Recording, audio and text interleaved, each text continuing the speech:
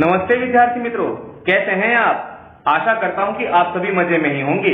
विद्यार्थी मित्रों, आज के इस वीडियो में हम कक्षा 7 के विज्ञान विषय के 5वें अध्याय अम्ल, क्षारक और लवण के विषय में और अधिक जानकारी प्राप्त करेंगे। विद्यार्थी मित्रों, हमने पिछले वीडियो में अम्ल और क्षार के भौतिक प्रकृतियों के विषय में जानकारी प्राप्त की तथा हम उनका परीक्षण स्पर्श करके या स्वाद की सहायता से किस तरह से कर सकते हैं उसके विषय में जानकारी प्राप्त की। साथ ही हमने पिछले वीडियो में यह भी देखा कि अम्ल और क्षार की परख के लिए जिन रसायनों का उपयोग किया जाता है उन्हें हम सूचक कहते हैं। जब सूचक का उपयोग अम्ल और क्षार के परीक्षण के लिए किया जाता है तब उनका स्वाद वे रंग बदल जाते हैं। अब हम कुछ ऐसे ही सूचकों के विषय में आज जानकारी प्राप्त करेंगे। तो आइए बिना किसी देरी के हम शुरू करते हैं। विद्यार्थी मित्रों, हमारे आसपास बहुत सारे प्राकृतिक सूचक पाए जाते हैं। सबसे पहले हम बात करते हैं लिटमस की। विद्यार्थी मित्रों, लिटमस एक प्राकृतिक रंजक है। सबसे सामान्य रूप से उपयोग में लिए जाने वाला प्राकृतिक सूचक लिटमस होता है। इन्हें लाइकेन से निष्कर्षित किया जाता है। लाइकेन समुद्र किनारों पर पेड़ पौधों की छांव में पाई जाती हैं तथा कई बार चट्टानों पर भी लगी देखने को मिलती हैं। आशुद्ध जल में इसका रंग मौव या नील स्वर्ण प्रकार का होता है। आप इस चित्र में लाइकेन को अच्छी तरह देख सकते हैं। जब इसे अम्लीय विलयन में डाला जाता है तब यह लाल रंग धारण कर लेती है और जब इसे क्षारीय विलयन में डाला जाता है तब यह नीला रंग धारण कर लेती है। यह विलयन के रूप में कागज की पट्टी के रूप में उपलब्ध होता है जिसे हम लिटमस पत्र के नाम से जानते हैं। यह लाल और नीले लिटमस पत्र के रूप में बाजार में उपलब्ध होता है और इसी लाल और नीले रंग के लिटमस पत्रों का उपयोग हम अम्ल और क्षार के परीक्षण के लिए करते हैं। आइए अब हम एक क्रियाकलाप करेंगे। इस क्रियाकलाप में हमें करना क्या है, तो प्लास्टिक के प्याले में या कटोरे में या परख नली में नींबू का रस लेकर के उसमें थोड़ा सा पानी मिलाना है। अब ड्रॉपर की सहायता से इस विलयन की एक बूंद को लिटमस पत्र के ऊपर डालना है और रंग में होने वाले परिवर्तन का हमें अवलोकन करना है और यही क्रियाकलाप नीले लिटमस पत्र के साथ में भी हमें दोहराना है। यानी नींबू के रस की एक बूंद हमें लाल लिटमस पत्र और नीले लिटमस पत्र दोनों पर डालनी है और उनके रंग में क्या परिवर्तन होता है उसे हमें नोट करना है। जब आप ध्यानपूर्वक अवलोकन करते हैं तो आप देखेंगे कि नीले लिटमस पत्र के रंग में परिवर्तन होता है, वह लाल रंग में परिवर्तित हो जाता है, जबकि लाल रंग के लिटमस पत्र पर इसकी कोई असर नहीं पड़ती है। यानी विद्यार्थी मित्रों, हम इस बात से भली भांति परिचित हो जाएंगे कि नींबू यह अम्ल रखता है और जब हम उसकी एक बूंद लिटमस पत्र पर डालते हैं तो लाल रंग के लिटमस पत्र पर उसकी कोई असर नहीं होती, जबकि नीले रंग का लिटमस पत्र लाल रंग के अंदर रूपांतरित हो जाता है। यानी अम्ल नीले रंग के लिटमस पत्र को लाल रंग में रूपांतरित कर देते हैं, जबकि लाल रंग के लिटमस पत्र पर अम्ल कोई असर उत्पन्न नहीं करते हैं। विद्यार्थी मित्रों, अब यही क्रियाकलाप हमें अन्य पदार्थों के साथ करना है, जैसे कि नल का पानी, डिटर्जेंट का घोल, वातित पेय पदार्थ, साबुन का विलयन, सिरका, शैम्पू, सामान्य नमक, शक्कर का विलयन, बेकिंग सोडा का विलयन, दूध या मैग्नीशियम, धावन सोडे का विलयन, चूने का पानी, इन सभी के साथ हमें दोनों लिटमस पत्रों के द्वारा किए जाने वाले परीक्षण को दोहराना है। आप इस परीक्षण को अपनी प्रयोगशाला में कर सकते हैं तथा हमारे घर में इनमें से जो साधन प्राप्त हो उनके साथ इस परीक्षण को हम दोहरा सकते हैं। तो आइए अब हम एक सारणी में किए गए परीक्षणों को नोट करते हैं। विद्यार्थी मित्रों, जब हम नल के पानी के अंदर लाल लिटमस पत्र डालते हैं तब उस पर कोई असर नहीं होती, जबकि नीले लिटमस पत्र पर भी उसकी कोई असर नहीं होती। डिटर्जेंट के घोल में जब हम लाल लिटमस पत्र डालते हैं तो वह नीले रंग में बदल जाता है, जबकि नीले लिटमस पत्र पर कोई असर नहीं होती। वातित पेय पदार्थ या हम जिसको कोल्ड ड्रिंक्स कहते हैं उन पर भी लाल लिटमस पत्र पे कोई असर नहीं होती, जबकि नीला लिटमस पत्र लाल रंग में रूपांतरित हो जाता है। साबुन का विलयन यह लाल लिटमस पत्र को नीले रंग में बदल देता है, जबकि नीले रंग के लिटमस पत्र पे कोई असर नहीं होती। शैम्पू यह लाल लिटमस पत्र को नीले रंग में बदल देता है कि नीले रंग के लिटमस पत्र पर कोई असर नहीं होती। नमक का विलयन ना तो लाल रंग के लिटमस पत्र पे कोई असर उत्पन्न करता है और ना ही नीले रंग के लिटमस पत्र पर कोई असर करता है। शक्कर का विलयन भी लाल और नीले किसी रंग के लिटमस पत्र पर कोई असर नहीं करता। बेकिंग सोडा का जो विलयन है वे लाल लिटमस पत्र को नीले रंग में बदल देता है, साथ ही नीले रंग के लिटमस पत्र पर कोई प्रभाव नहीं उत्पन्न करता। दूध या मैग्नीशियम यह भी लाल लिटमस पत्र को नीले रंग में बदल देता है, जबकि नीले रंग के लिटमस पत्र पर कोई असर नहीं होती। धावक सोडे का यानी धोने के सोडे का विलयन, यह भी लाल रंग के लिटमस पत्र को नीले रंग में बदल देता है, जबकि नीले रंग के लिटमस पत्र पे कोई असर नहीं उत्पन्न करता। चूने के पानी की जरा हम चर्चा करें तो चूने के पानी में भी लाल लिटमस पत्र नीले रंग में बदल जाता है, जबकि नीले रंग के लिटमस पत्र पर कोई असर नहीं होती।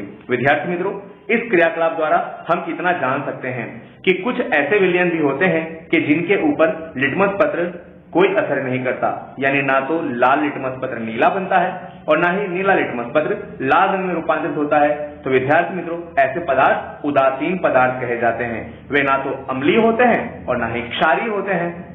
जैसा कि आपने थोड़ी देर पहले किए गए क्रियाकलाप में देखा कि सामान्य नमक का विलयन, शक्कर का विलयन, यह ऐसे विलयन है कि जिसके ऊपर ना तो लाल रंग के लिटमस पत्र की असर होती है और ना ही नीले रंग के लिटमस पत्र पे असर दर्शाते हैं। यानी विद्यार्थी मित्रों, ये विलयन क्षारीय और अम्लीय कोई प्रकृति नहीं रखते, यह विलयन उदासीन कहे जाते हैं। विद्यार्थी मित्रों, हमें यहाँ इतना तो पता चल जाता है कि अम्ल नीले लिटमस पत्र को लाल रंग में बदल देता है, परंतु वह लाल लिटमस पत्र पे कोई असर नहीं करता, जबकि क्षार लाल लिटमस पत्र को नीले रंग में रूपांतरित कर देता है, जबकि नीले रंग के लिटमस पत्र पे कोई असर उत्पन्न नहीं करता। और उदासीन विलयन ना तो अम्लीय होता है और ना ही क्षारीय होता है, अतः वे ना तो लाल रंग के लिटमस पत्र पर कोई असर पैदा करता है और ना ही नीले रंग के लिटमस पत्र पर कोई असर उत्पन्न करता है। अब आइए विद्यार्थी मित्रों, हम दूसरे सूचक की चर्चा करते हैं, वो है हल्दी। हल्दी एक प्राकृतिक सूचक के रूप में। विद्यार्थी मित्रों, इसके लिए हम एक क्रियाकलाप करेंगे। एक चम्मच में हल्दी का पाउडर लेना है और उसके अंदर थोड़ा सा जल मिला करके उसका एक पेस्ट बनाना है। अब ब्लॉटिंग पेपर या फिल्टर पत्र पर यह पेस्ट को लगा देना है और उसे थोड़ी देर के लिए सूखने के लिए छोड़ देना है। जब आप उसे थोड़ी देर के लिए सूखने के लिए छोड़ देते हैं तो वह कंप्लीटली सूख जाता है। अब आपको करना क्या है, इसकी पतली पतली पट्टियां काट लेनी है और इस पट्टी का इस्तेमाल साबुन के विलयन की एक बूंद डाल करके उसके परीक्षण के लिए करना है। जब आप साबुन के विलयन की एक बूंद इस हल्दी पत्र पर डालते हैं तो उसके रंग में होने वाले परिवर्तन को आपको नोट करना है। जब आप ध्यानपूर्वक अवलोकन करेंगे तो आपको पता चलेगा कि हल्दी पत्र का रंग भूरा या लाल हो जाता है, यानी वह पीले रंग के रहने की बजाय भूरे या लाल रंग के अंदर बदल जाता है।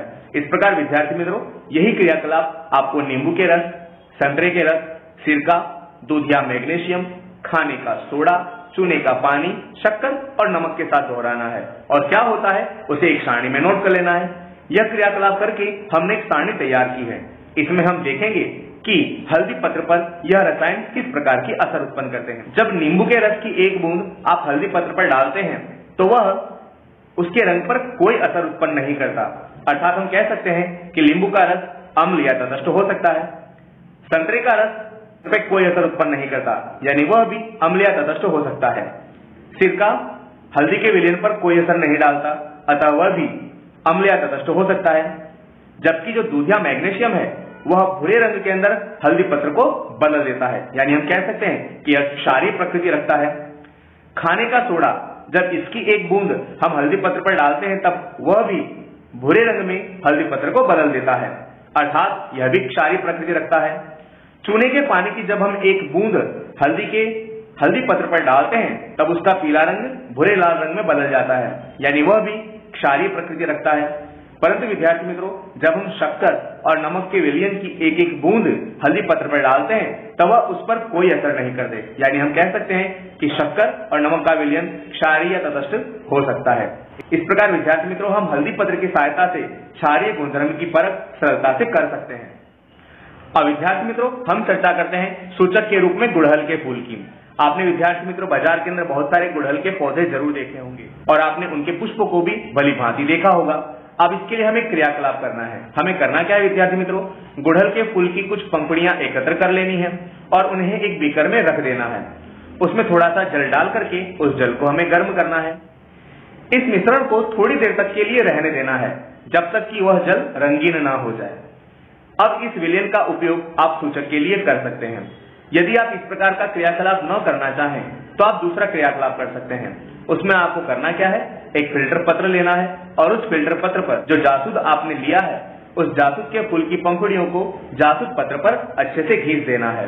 अब आप उस जासूद पत्र को घिस करके जो कागज आपने तैयार किया है उसका इस्तेमाल आप सूचक के रूप में कर सकते हैं। इसकी आप एक समान पतली लकीरें काट लें और उसका सूचक के रूप में उपयोग करें। अब यहाँ पर जो आपने सूचक तैयार किया है या गुड़हल पत्र तैयार किया है, उसकी सहायता से शैम्पू, नींबू का रस, सोडा जल, खाने का सोडा, सिरका, शक्कर का विलयन, नमक का विलयन इसके गुणधर्म के परीक्षण के लिए उपयोग कर सकते हैं और इनका परीक्षण करके जो अवलोकन हमें प्राप्त होता है उसे हम एक सारणी में नोट करेंगे। विद्यार्थी मित्रों, जब हम विविध प्रकार के पदार्थों में सूचक डालते हैं तब उनके प्रारंभिक और अंतिम रंग हम इस सारणी में नोट करेंगे। शैम्पू में सूचक डालते हैं तब शैम्पू का प्रारंभिक रंग दूधिया होता है जो कि बदल के हरा हो जाता है। नींबू का रस जब हम उसमें सूचक डालते हैं तब वह पहले सफेद धुंधले रंग का होता है जो बाद में गुलाबी हो जाता है। सोडा जल रंगहीन होता है, सूचक डालने के बाद उसका रंग हरा हो जाता है। खाने का सोडा भी रंगहीन होता है, सूचक डालने के बाद वह हरे रंग में रूपांतरित हो जाता है। सिरका भी रंगहीन होती है, परंतु जब उसके अंदर हम सोडा डालते हैं तब वह गुलाबी रंग में बदल जाती है। शक्कर का विलयन रंगहीन होता है और जब उसमें हम सूचक डालते हैं तब उसके रंग में कोई परिवर्तन देखने को नहीं मिलता। नमक का विलयन भी रंगहीन होता है, उसमें सूचक डालने पर उसके रंग में कोई परिवर्तन देखने को नहीं मिलता। इस प्रकार विद्यार्थी मित्रों, हम ऐसा कह सकते हैं कि शैम्पू, सोडा जल और खाने का सोडा यह क्षार की प्रकृति रखते हैं, इसलिए उनका रंग हरा हो जाता है, जबकि नींबू का रस और सिरका यह अम्लीय प्रकृति रखते हैं, इसलिए उनका रंग गुलाबी हो जाता है। इस प्रकार विद्यार्थी मित्रों, गुड़हल के फूल का सूचक अम्लीय विलयन को गुलाबी बना देता है, जबकि क्षारीय विलयन को वो हरा रंग बना देता है। यदि विद्यार्थी मित्रों आप जासूद का सूचक तैयार नहीं करते हैं, उसकी जगह पर जासूद पत्र का इस्तेमाल करते हैं, तो भी आप यही परिणाम प्राप्त करेंगे। यदि आप विद्यार्थी मित्रों जासूद पत्र का अम्लीय विलयन में उपयोग करें तो वह अम्लीय विलयन के अंदर जासूद के पत्र को गुलाबी रंग में रूपांतरित कर देता है तथा क्षारकी विलयन में जासूद पत्र का इस्तेमाल करने पर वह हरे रंग के अंदर रूपांतरित हो जाता है। इस प्रकार विद्यार्थी मित्रों, हम जासूद पत्र या जासूद के सूचक की सहायता से अम्ल और क्षार का परीक्षण कर सकते हैं। विद्यार्थी मित्रों, अब एक क्रियाकलाप आपको अपनी प्रयोगशाला में करना है। प्रयोगशाला में रहे हुए कुछ रसायन जैसे कि हाइड्रोक्लोरिक अम्ल, सल्फ्यूरिक अम्ल, नाइट्रिक अम्ल, एसिटिक अम्ल, sodium hydroxide, ammonium hydroxide, calcium hydroxide, इन पर आपने देखे गए सूचकों का प्रभाव नोट करना है और उसे एक सारणी के अंदर लिख लेना है। आइए, हमने एक ऐसी सारणी तैयार की हुई है। हाइड्रोक्लोरिक अम्ल नीले लिटमस पत्र को लाल बना देता है, जबकि हल्दी पत्र पर वह कोई असर उत्पन्न नहीं करता और गुड़हल फूल के सूचक में वह गहरा गुलाबी रंग प्राप्त कर लेता है। सल्फ्यूरिक अम्ल नीले लिटमस पत्र को लाल रंग में बदल देता है, हल्दी पत्र पर कोई असर नहीं उत्पन्न करता, जबकि गुड़हल के सूचक में वे गुलाबी रंग धारण कर लेता है। नाइट्रिक अम्ल भी लिटमस पत्र पे नीले लिटमस पत्र को लाल रंग में बदल देता है, जबकि वह हल्दी पत्र पर कोई असर उत्पन्न नहीं करता और गुड़हल के सूचक में वे गुलाबी रंग धारण कर लेता है। एसिटिक अम्ल भी नीले लिटमस पत्र को लाल रंग में बदल देता है, जबकि हल्दी पत्र पर वह कोई असर उत्पन्न नहीं करता और गुड़हल के सूचक में वे गुलाबी रंग धारण कर लेता है। जबकि अगर हम बात करें सोडियम हाइड्रोक्साइड की, तो वह लाल लिटमस पत्र को नीले रंग में बदल देता है और हल्दी पत्र को भूरे लाल रंग में परिवर्तन कर देता है और गुड़हल के सूचक में उसका रंग हरा हो जाता है। अमोनियम हाइड्रोक्साइड की यदि बात करें तो वह भी लाल लिटमस पत्र को नीले रंग में बदल देती है और हल्दी पत्र में वह भूरे रंग में रूपांतरित कर देती है तथा गुड़हल के सूचक में वह हरा रंग धारण कर लेती है। कैल्शियम हाइड्रोक्साइड यह भी लाल रंग के लिटमस पत्र को नीले रंग में रूपांतरित कर देता है, हल्दी पत्र को वह भूरे लाल रंग में बदल देता है और उसमें गुड़हल का सूचक डालने पर वह हरे रंग में रूपांतरित हो जाता है। विद्यार्थी मित्रों, आपको यह क्रियाकलाप अपनी प्रयोगशाला में अपने शिक्षक मित्र की सहायता से जरूर करना है। तो विद्यार्थी मित्रों, आज के इस वीडियो में हमने अम्ल और क्षार के परीक्षण के लिए सूचकों का उपयोग किस तरह से किया जाता है उसके विषय में चर्चा की। सूचकों का निर्माण किस तरह से किया जाता है उसके विषय में चर्चा की। अगले वीडियो में हम और अधिक जानकारी प्राप्त करेंगे। विद्यार्थी मित्रों, आप हमारे इस वीडियो को लाइक करें, अपने अन्य मित्रों को भी शेयर करें ताकि वह भी इसे देख करके ज्ञान प्राप्त कर सकें। हमारे चैनल को सब्सक्राइब जरूर करें ताकि जब भी हम नया वीडियो अपलोड करें आपको उसका नोटिफिकेशन मिल जाए और आप उसे देख सकें।